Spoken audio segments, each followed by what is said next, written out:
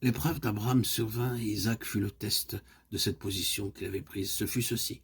Dieu avait institué une alliance. Et l'alliance était que sa postérité devait être comme le sable et comme les étoiles.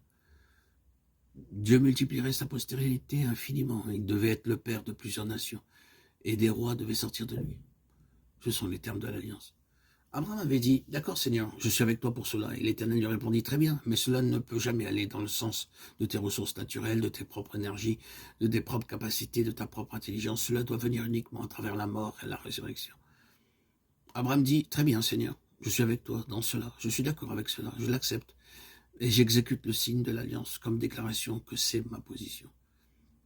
Oh, je souhaite vraiment, frères et sœurs en Christ, que là, vous mettiez entre parenthèses cet autre symbole du Nouveau Testament qui va avec la circoncision, le baptême, car les deux choses vont ensemble dans le Nouveau Testament. Le baptême est le moyen chrétien de faire ce que les Hébreux firent dans la circoncision.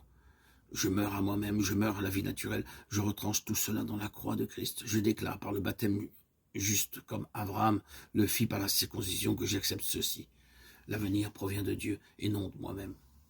Il n'y a aucune perspective d'aucune sorte aussi loin que par nature je suis concerné.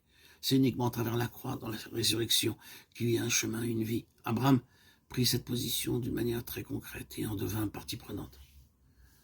Alors, Isaac est arrivé par un miracle. Abraham n'avait aucune raison quelconque d'attendre à ce qu'il soit répété. Il n'était pas obligé d'attendre sa répétition. Dieu avait tout lié à Isaac, non pas à une postérité ultérieure d'Abraham, mais à Isaac. À ce stade, Isaac vit en tant que personnification de l'alliance de Dieu. Isaac meurt, et que se passe-t-il? Quelle épreuve! Maintenant, entre Dieu et Abraham se tient Isaac. Et Isaac dit, Dieu est tout à cause de son alliance. Au point de Dieu et rien? Non, c'est Dieu et tout. Et ce n'est toute ma vie. Vous voyez, la promesse de cette multiplication de sa postérité avait été déjà donnée à plusieurs reprises. Mais l'accomplissement de cette promesse est seulement venu par le fait qu'Isaac était offert, parce qu'Abraham avait immédiatement obéi. Alors l'Éternel lui est apparu et a ratifié l'alliance. Parce que tu as fait cela et que tu m'as pas refusé ton fils, ton unique, en bénédiction, je te bénirai et en multipliant, je multiplierai ta postérité comme les étoiles des cieux. Genèse 22, 16. À partir de cela, nous devons tirer quelques leçons et valeurs très concrètes. À présent, premièrement, rien n'est véritablement établi jusqu'à ce que cela soit abandonné et que la marque de la croix y ait été appelée, apposée dessus. Avez-vous obtenu cela? Même si cela a pu vous être donné par Dieu, il y a toujours le danger que quelque chose en nous-mêmes empiète sur quelque chose que Dieu nous a donné. Nous nous immisçons dedans et en quelque sorte, nous nous l'approprions.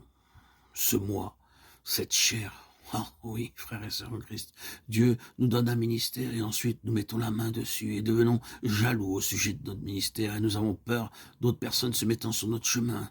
Nous prenons notre ministère, interférant avec notre ministère. Vous voyez, c'est ici que la chair survient de cette manière. Et d'ailleurs dans tellement d'autres directions et d'autres égards. Dieu fait quelque chose et ensuite nous nous en mêlons. Nous entrons en scène, nous barricadons, nous protégeons. D'une manière ou d'une autre, cette chair ne peut pas se tenir en dehors même des choses que Dieu fait par miracle. Nous les tournons en glorification ou gratification de cette chair qui est la nôtre. Et même une chose que Dieu peut donner, et vous pensez peut-être à différentes choses que Dieu pourrait donner, ne sera jamais établie et confirmée jusqu'à ce qu'elle soit cédée et qu'elle connaisse la marque de la mort à nous-mêmes. Et qu'elle soit uniquement vivante pour et devant Dieu. Et nous sommes seulement vivants pour et devant Dieu. Alors, quoi que cela puisse être, la croix est le chemin de la vie dans tout. Et immédiatement, la croix est annulée. Par n'importe quel aspect de cette chose sur lequel la croix dit non, non. Instantanément, si un aspect de cette chose surgit de nouveau, nous nous opposons à la vie de cette chose. Nous asphyxions sa vie. Nous limitons sa vie. C'est une leçon que vous et moi devons apprendre très profondément dans nos vies mêmes, que rien qui est donné ne croît en dehors du terrain profondément marqué par la croix, quant à notre propre chair, notre vie naturelle. Chaque chose doit porter en elle le signe d'une part de la mort au principe du moi, et d'autre part de la vie dans le domaine où c'est uniquement de Dieu, et tout venant du Seigneur.